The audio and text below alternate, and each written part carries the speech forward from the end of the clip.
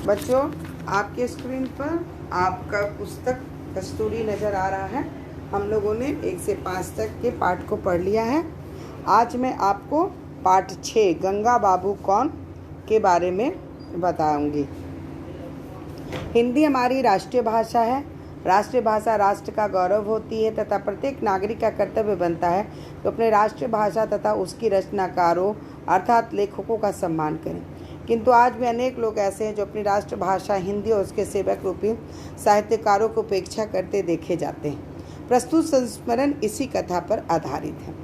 गंगा बाबू से लेखिका का परिचय 10 वर्ष पूर्व हुआ था, किंतु उन्हें ऐसे लगता था जैसे कि वो उन्हें वर्षों से जानती है।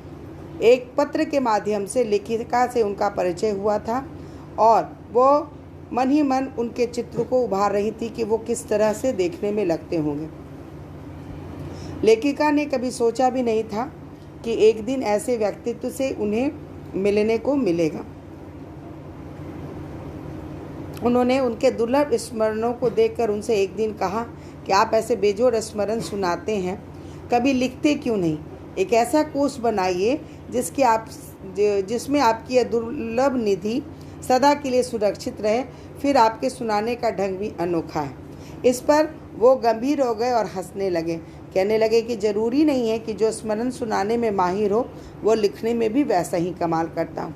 उन्होंने मुझे जब कभी किसी अनुष्ठान में उपस्थित होने का आग्रह किया, मैंने हमेशा से उस आदेश का पालन किया, यानी कि लेखिका हमेशा उनके बुलाने पर चली जाती थी।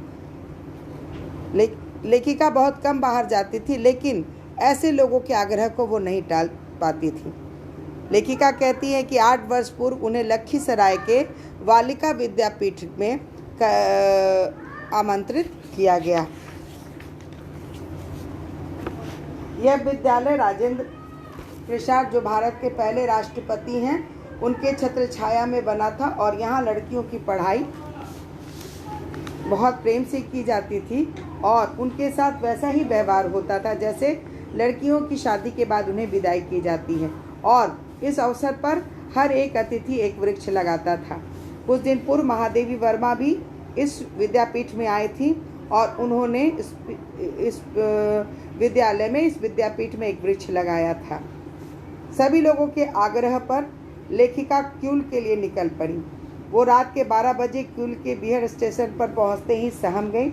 उनके मन में ये बात थी कि क्यूल से लखीसराय तक का मोटर मार्ग जो है वो सुरक्षित नहीं है, वहाँ आए दिन डाके पड़ते रहते हैं। लेकिन लेखिका को लेने के लिए एक गाड़ी आई थी और वो एक डाक बंगले पे रुकी, लेकिन वहाँ ना कोई चौकीदार था, ना कोई मकान था, बस एक माली था जो आकर कहता है कि माली हैं, आप दरवाज़ा बंद कर आराम से सोइए, हम वहाँ उस कोठरी में रहते हैं, खिड़की दरवाज़ा बंद रखिएगा, कभी कभी करैत घुस जाता। करैत बच्चों सांप के एक प्रजाति को कहते हैं।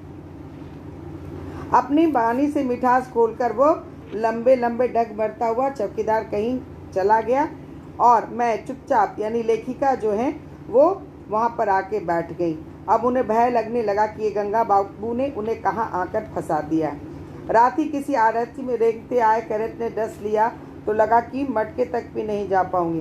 किसी तरह खिड़की दरवाजे बंद किए, लेकिन डर से सो भी नहीं पाई और रात में सियारों की आवाज़ ने भी लेखिका को सोने नहीं दिया। लेखिका की आवाज़ हुआ के साथ समाप्त हुई और तब सुबह हो गई और वहाँ पे उल्लू की आवाज़ के साथ साथ मंदिरों में भजन कीर्तन सुनाई देने लगा।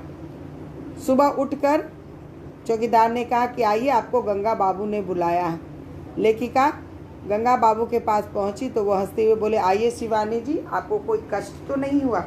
लेखिका बोली, मैं उनसे क्या कहती, मैं चुप रही और मैंने कहा कि आपने कल कह दिया होता आप हमारी विद्या बहन के साथ रहेंगी। वे स्वयं इन्हीं के अतिथि थे। जब गुरुकुल के वातावरण में लेखिका की थकान मिनटों में उतार दी। गंगा बाबू के कमरे में रहते ही महफिल जम गई और ऐसे ऐसे चुटकुले सुनाए जाने लगे जिससे हंसते हंसते सभी के पेटों में बल पड़ गया। लेखिका उन्हीं के आग्रह पर पटना गई थी जहाँ पर राजेंद्र प्रसाद की मूर्ति का अनावरण होने वाला था, लेकिन उन्होंने वहाँ पर एक गोष्ठी का आयोजित किया और लेखिका को कहा कि आपको तो यहाँ पर बोलना ही पड़ेगा।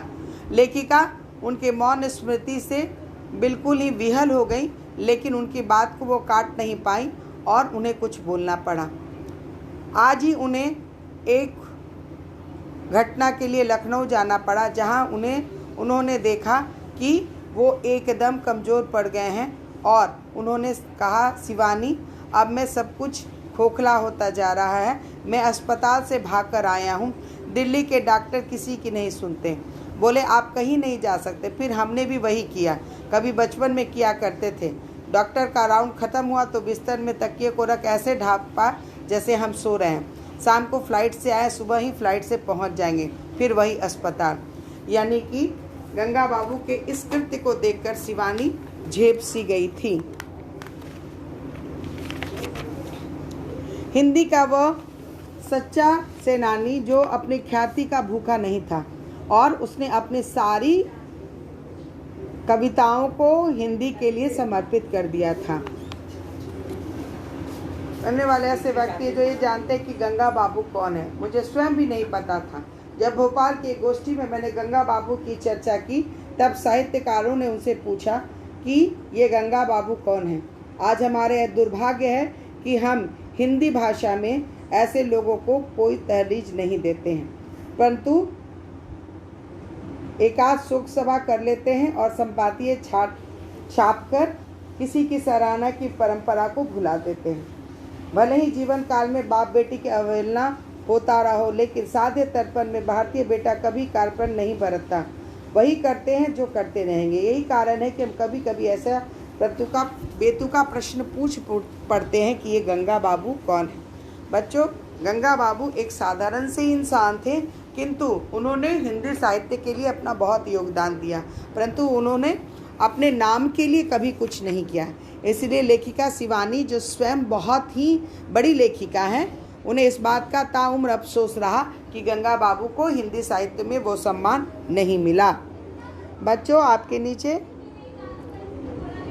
वर्ड मीनिंग लिखा हुआ है, शब्दार्थ लिखा हुआ है, ये प्रश्न लिखा हुआ है जो आगामी क्लास में आपको लिखाया जाएगा।